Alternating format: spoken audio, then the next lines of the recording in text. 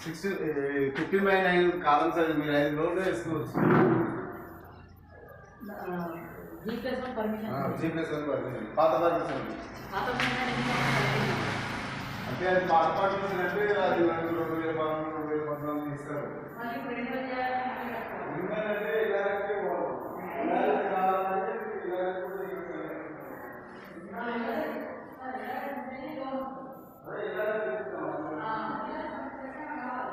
అదే రేట్ మాట్లాడుకుంటే మీకు నచ్చితే దాన్ని బట్టి నేను తీసుకురావడం కావాలంటే కంపల్సరీ అంటే తెప్పిస్తాను.